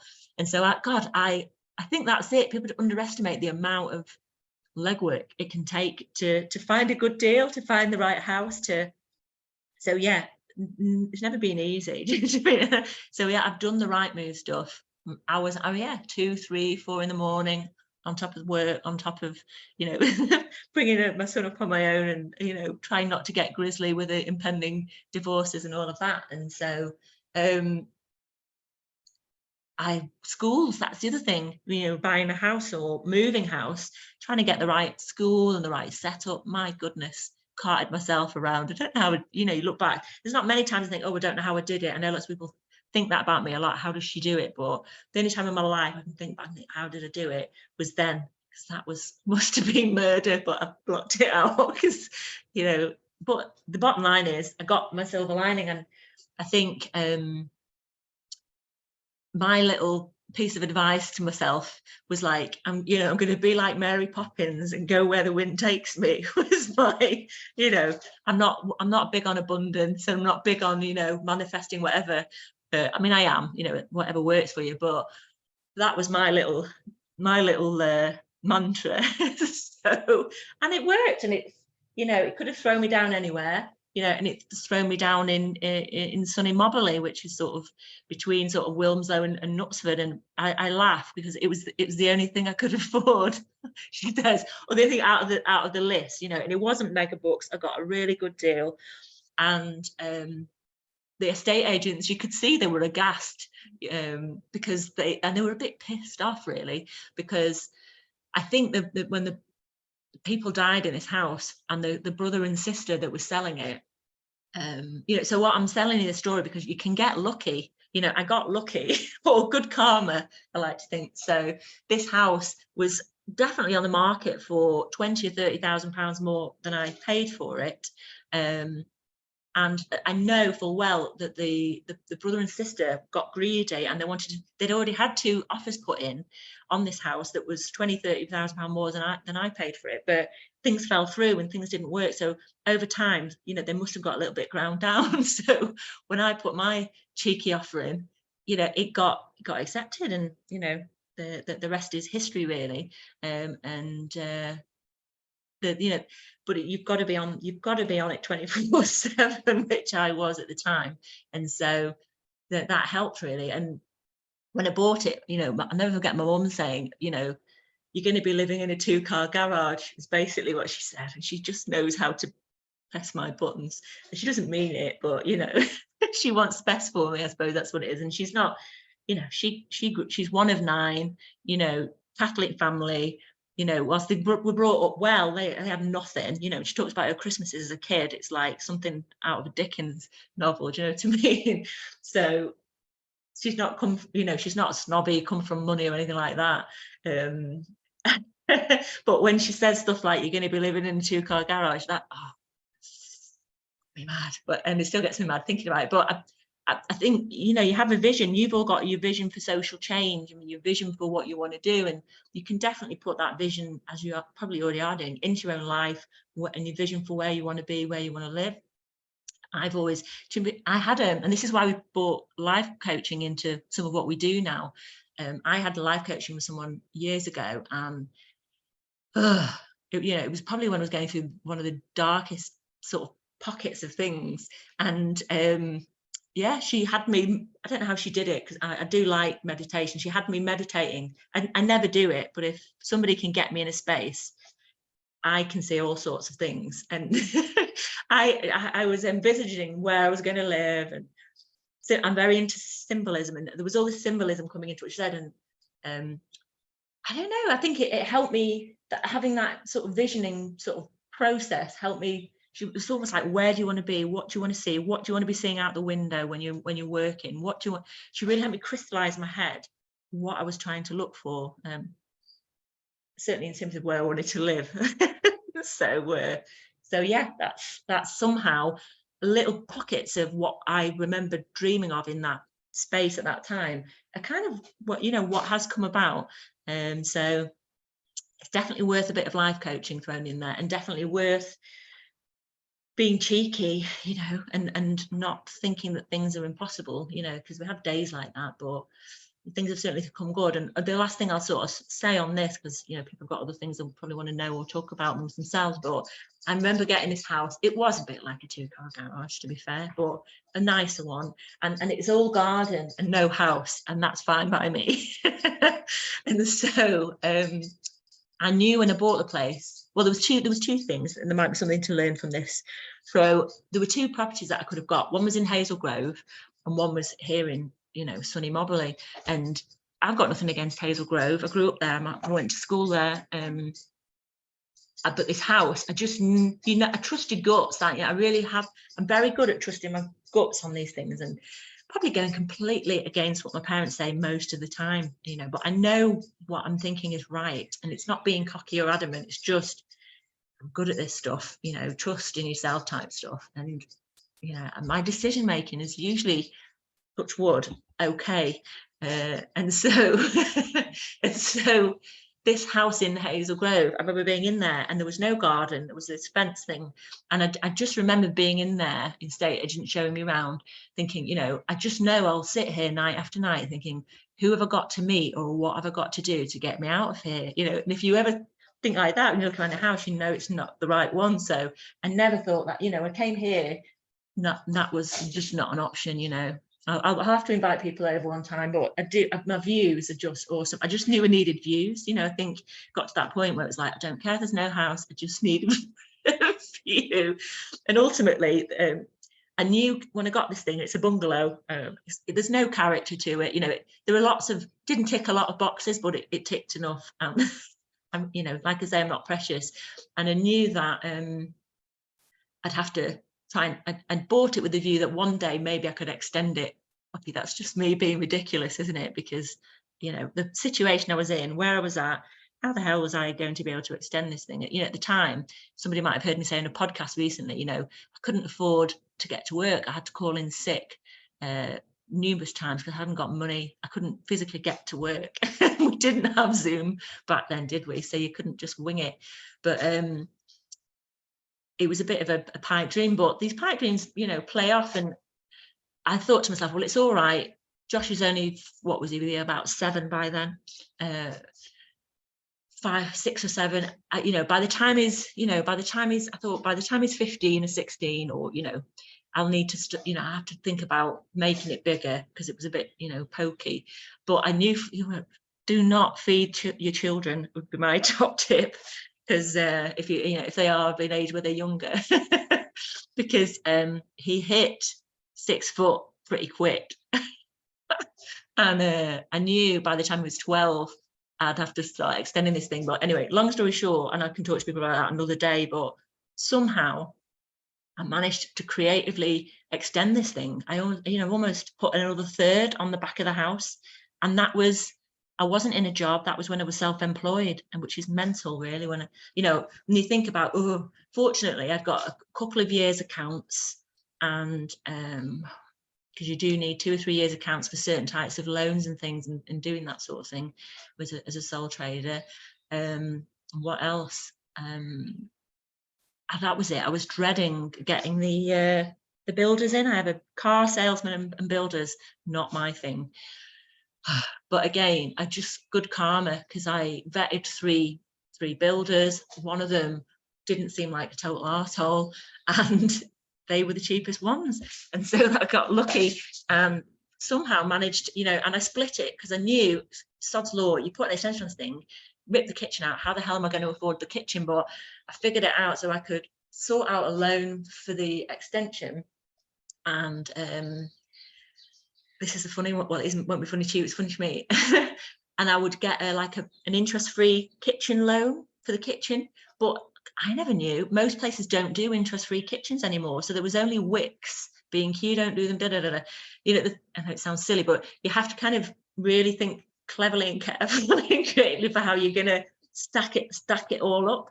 So yeah, I managed to carve different little pockets out, and fortunately I'm good at painting and don't mind sleeping on a sofa in a building site for 3 or 4 months. You know, yeah, it depends what your pressure points are, doesn't it? But it was definitely all worth it. And you know, that's a little bit of insight into that. But again, I sit here and think, you know, if I can do this, other people can do this. And if I can do this, or I have the what's the word? I don't even like the word privilege, because it isn't privilege, but if I have the privilege of doing this, or the ability to do this, other people should have that. You know, it's nothing particularly special other than some clever decision making, some hard work, and, you know, only needing a few hours sleep a night, you know, which not everybody has, and you know, working like a Trojan, which we all do, and getting paid, you know, as well as you can for that. I certainly don't earn mega bucks, and you know, it's not in my nature to. Even if I did earn mega bucks, I'd be ploughing more of it back into the business or into some seed fund type thing. But hopefully, you know, there's nuggets of what I've just said that are semi-useful, and you know, whatever happens, I know my son knows how hard I work, and I think he admires me for who I am, and for what we've done, and creating a nice home. And thing is, even if we hadn't have done this, even if we weren't here, wherever we were, you do the best you can with what you've got at the time. And that's all we've ever done, really. So Absolutely. yes.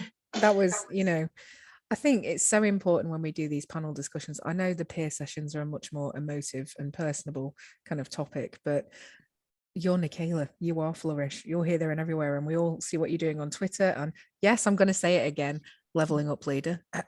just saying. It got mentioned today, that did. Good, I'm glad, and I didn't even have to you know, give anyone a nudge, because absolutely. But we have this thing where we live vicariously through social media, and we look at people like you, absolutely, and we think, man, Nicola's got her shit together. Absolutely. What a joy it would be to kind of work so hard, do so much selflessly. You must be exhausted. I worry about you burning out. Absolutely. People do. I mean, you know, I'm so far so good. Well, we'll teach you Twitter, Daniela, don't worry. It's not for everybody. Absolutely. But more than anything, the humanity behind it, which is you've been on your own journey. And often we make assumptions as people that, yes, the people on Twitter who are changing the world, there's a reason for that, because they've lived, they've learned, and they're doing what they need to. But as you say, we make the best with what we've got. And that's the most important thing that I hope people take away from this session more than anything else. Of course, we've got pragmatic. If you can't, that's the key. You know, you've got to kind of smell the roses. I know people who think I'm running around all the time, but sounds, you're gonna laugh at me again for this, but this is how I get through my like small mercy stuff. So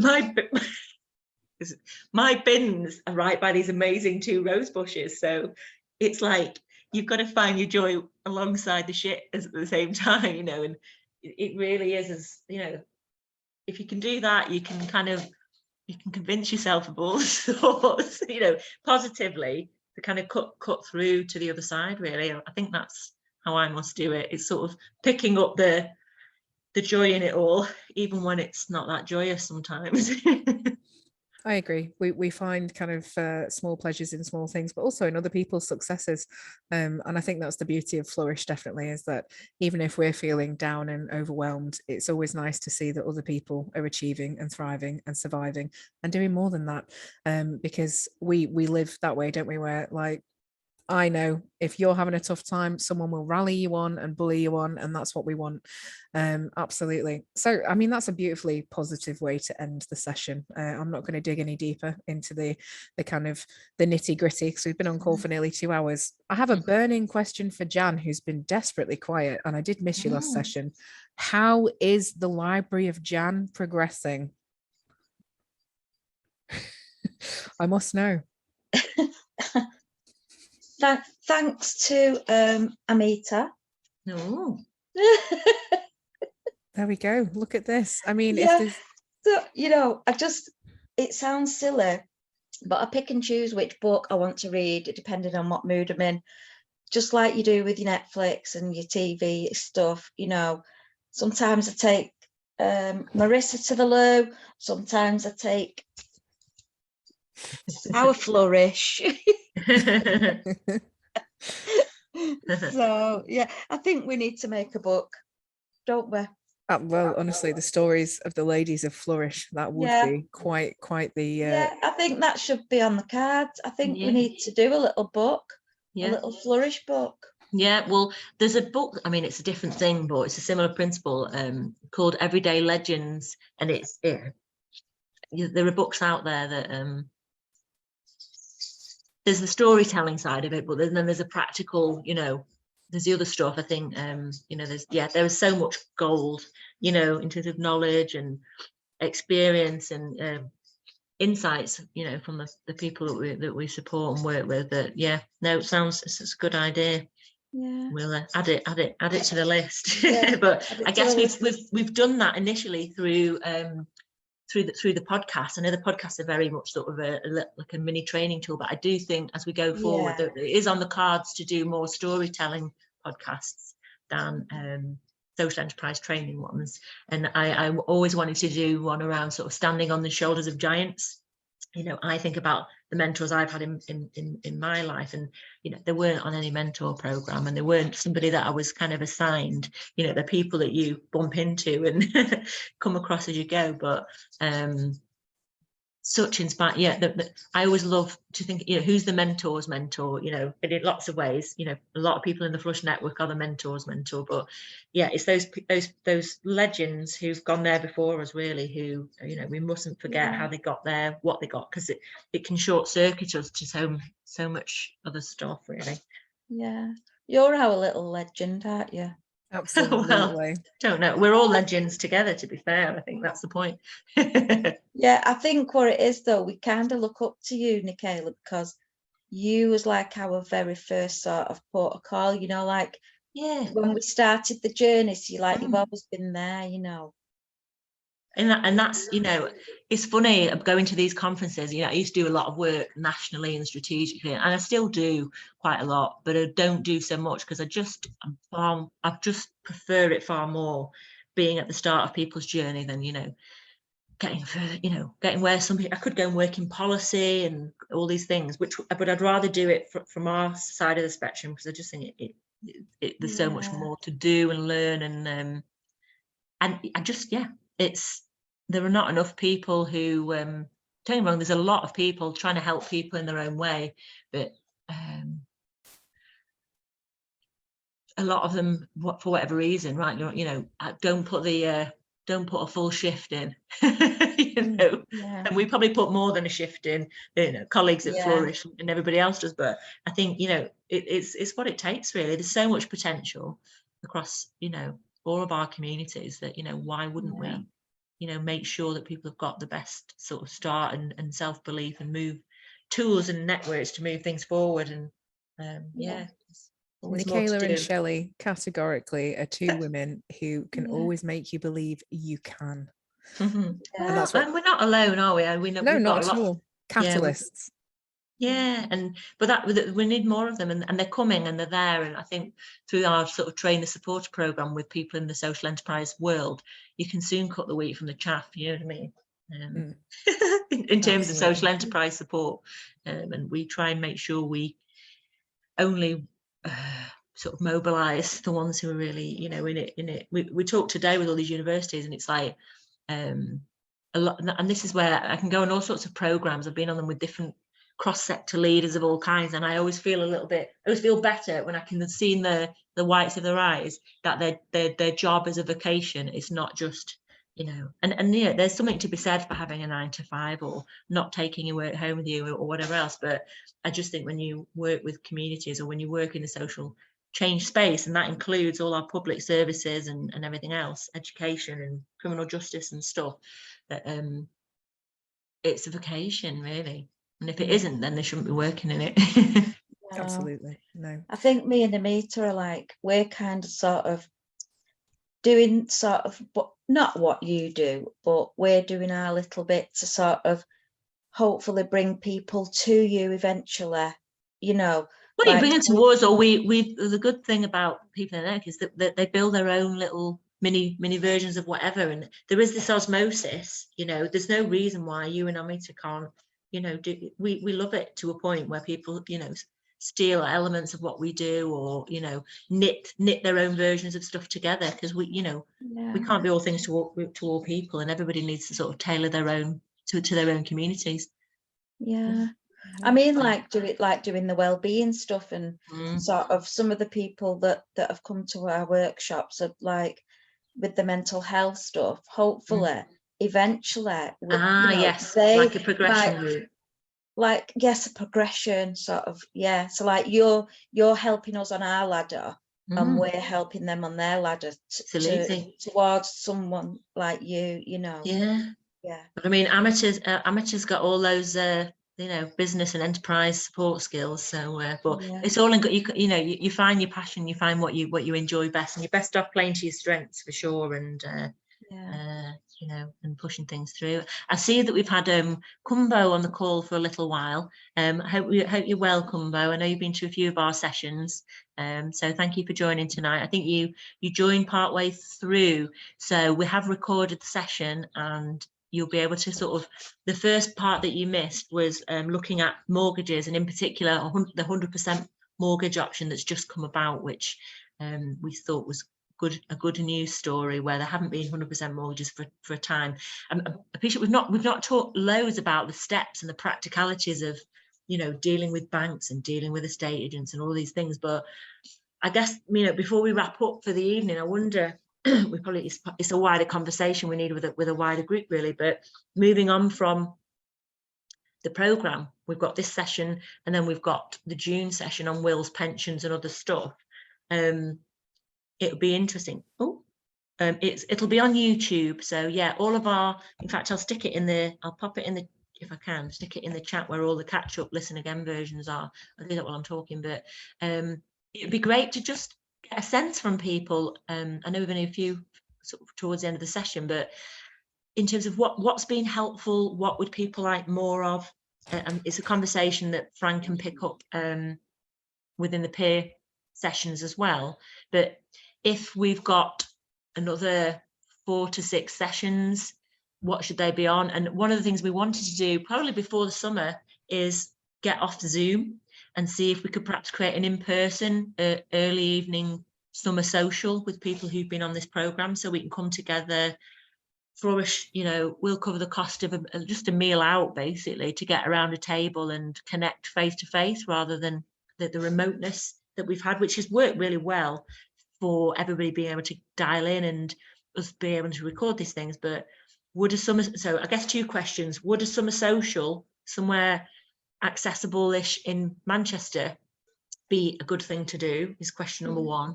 And I think question number 2 is what else might you like to see? You know, is it more of something you'd like to see covered, or is it something else that we've not looked at yet? Any answers on a postcard? Has anybody got any thoughts while I'm rummaging for this YouTube link? I think for me and Amita, it's more like just the starting up of the CIC has been a bit of a struggle for us.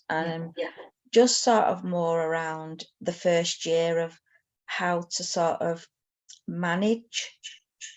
And that's 2 things. So because that's on the enterprise side, we would do that through Flourishing Friday.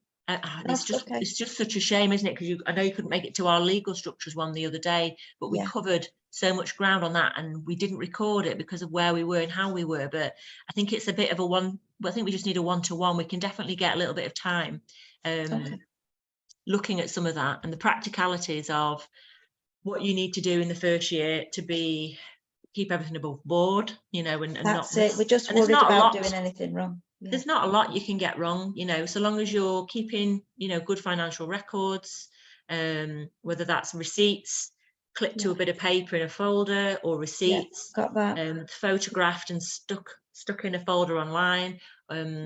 Somebody to do your accounts for you. You might bookkeep yourself, you might not. I personally know, I mean, I love, you know, business planning and financial forecasting, and I can do all the 3-year cash flow projections, you know, so I can do parts of the maths bit, but I'm not going to sit and do my accounts or even my end of year assessment returns and forms and things. I pay an accountant to do that, and they're not they're well worth the money, or building that in so that somebody else can cover that for you. So as long as you've got your accounts and the evidence of your financial spend, so long as you have got a record of any meetings that you might have a quarterly meeting, or, you know, just not every meeting you ever have, but evidence of your sort of planning. And so long, that's just for you, that doesn't go anywhere. And there's your statement of community interest. Don't quote, it's either KIC 34 or KIC 36. I always get those two confused. But there's an extra form to fill in, which you shouldn't just give lip service to and just write a few bits. Your accountant would put the bare minimum in that. You use that as a way to tell your story of what your impact has been. Mills, pasta needs a knob of butter. So I'm so sorry, I didn't realise I was on not on mute. I apologise. I was talking to the wife about cooking dinner. Doing some cooking. put the oven on. Sorry, ladies. That's all right. I'm still looking at my YouTube because I'm chatting away. I don't know if that's helpful, Jan, but it's not much that you know to do. It's the real work and the earning the money and the getting the bids to land and, you know, finding your customers. That's the hard bit. The actual what you have to do for Companies House or the KIC regulator is quite simple. Yeah, I think we're getting there with that, really. We've done everything that we're supposed to do so far. We've just a few mishaps that we need to straighten out. That's all. Cool. Well, we can chat about a bit of that. And oh, there's another Flourish Together on YouTube. Oh, how rude. Let me have a look. What's having that? I know, I love it. You're going to probably hear some chatting until I can get it to be quiet. Here we go. Oh, there we go. What I would say as well, in terms of the wraparound for the finding financial security, is we've got, just on what Nicola said, in terms of steps, often these panel sessions are very discussion and advisory based, but what we've got coming up is I'm spending some time with Stacey to do a Q&A, and we're going to do a recorded session where we're essentially going to ask her implicitly, step by step, this is a persona number 1, bad credit, etc. What steps do they take to try and get on the property ladder? This is persona 2. They've got great credit, but they don't have a deposit. What do they do, etc. So we're looking at kind of different avenues and really just giving you an intrinsic, snappy 30-minute A to B journey, along with some resources, of course, because that's what we want. We want the full wraparound in terms of panel, peer, and resources, because that's what this is for. So whilst Nicola debunks the copyright issues of a shadow flourish on YouTube. Yeah, I'm there. Sorry, I've taken forever. Hitting the right button. Oh, I'm doing what Stacey did. Here we go. Sorted. In the wine, I like what I've come back to. I've just got a meter. Absolutely. Put in wine. Feel that up for meeting priority. in person. Whatever people will make sure there are alcoholic and non-alcoholic options and that people are happy with whatever. Here is the I've just put in there the playlist where the Flourishing Futures recorded sessions get put. I think there's still one to put in there. There's tonight's to put in there. So at least people can recap within that little space, or save that knowing that they can go back. We will send that out on emails as well for people. But yeah, like I say, there'll definitely be a face-to-face of an evening. There's a couple of other things that probably do. We will be inviting people. I haven't set the date yet, but we're going to invite people to our new Heaton Chapel hub. So we've now nearly signed a lease. We've got the keys, and we've got some community meeting rooms and a couple of offices that we've got tenants in, us being one of them. It is upstairs, I'm afraid. We're not overly accessible in terms of a lift, but providing people can get upstairs, they can get in the building. We Flourish are offering wine, Daniela. It's we'll pick up the tab on our. We thought that we'd try and get people who've been on Flourishing Futures off Zoom and to just for a meal out to see each other face to face, keep chatting about some of this stuff. And it's probably there where we'll help shape and think what do we want to do next. I promise I won't bring post-it notes, but we will be asking people in conversation maybe through a little survey or some polls on the next session, when we've got a bit more time to plan what we want to put in those, just to see. I think there's a combination of evolving some of these topics, going a little bit deeper into some of the themes from the peer-to-peer sessions, where either it's topics we've not done much in, or it's topics we want to revisit. And then, as I say, I feel like the bit that we haven't done, we started, is the systems change bit. So in every session, you know, we've had people who have got some sort of knowledge or influencing power behind the scenes, whether it's with their network, with their peers. I remember the session we had a few weeks ago, didn't we, Fran, where you'd invited colleagues from a housing association that are doing some amazing work, or not housing association.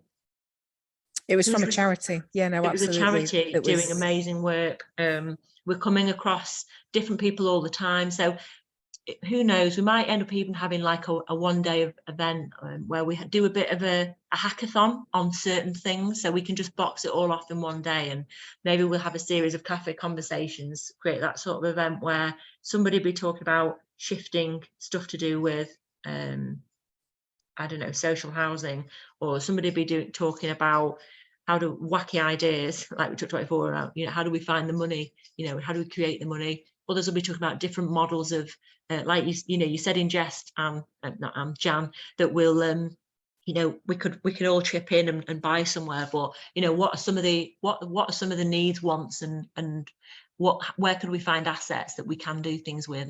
And that's why we started, you know, just quickly go back to the hub, in that the hub it gives us, in Heaton Chapel, sees if we want to manage assets and buildings and how much complicated it is, and does it distract us? You know, if we suddenly start doing less support for women change makers because we're busy managing this space, is that the best use of our time? And things. So these are the things we're going to judge as we go. But what the hope is that we can do it all, or do it in a managed, very carefully managed way, with a team.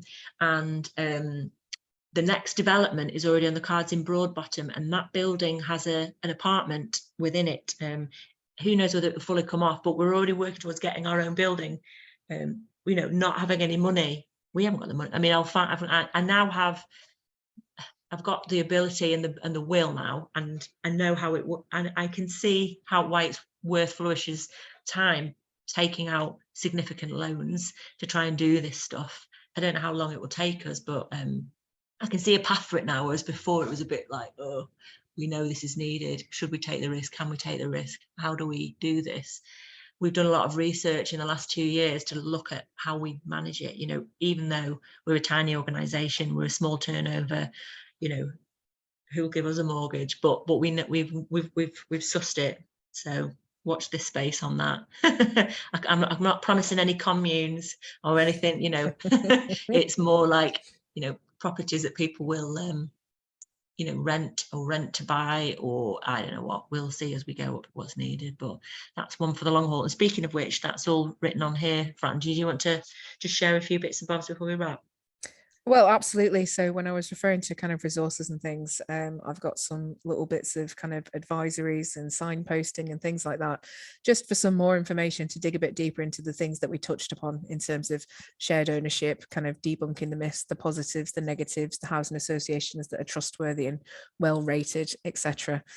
So I will send all of these on email with this link so that you can you know, review and kind of look back over these things. But it's just so that you've got a bit more context and a bit more depth in terms of not just us waxing lyrical and kind of giving you the highlights. I want you to really dig deep and do some research and see what works for you. And then some of these events going forward, it might be that we just need to sit and do some Q&As or some one-to-ones, or I think, you know, we'll, for the next phase of events, you know, we'll have a little think about, you know, what people want. Is, I think what's been great about this is knowledge sharing and awareness raising about certain things, mapping out different people that can help us get access to information that people might want to know. Creating that space for the peer learning is all really important. But I think there's then helping people carve out their own plan, you know, whether that's a life coach, whether that's a finance advisor, or whether that's something else. Enterprise support, you know, everybody wants and needs different things, no doubt, but these are some of the things I think we probably need to build in, so people can build on where they're at and have a direction to take this sort of whatever inspiration, learning, or you know, thoughts, you know, down a particular path so they get somewhere. So anyways, we've hit the just over 8 o'clock mark, haven't we? So We have indeed. we might do Yeah. the stop recording bit and see people at the next session. Absolutely. No, thank you everyone for attending. I hope you Thank found you. tonight useful as always. If you do feel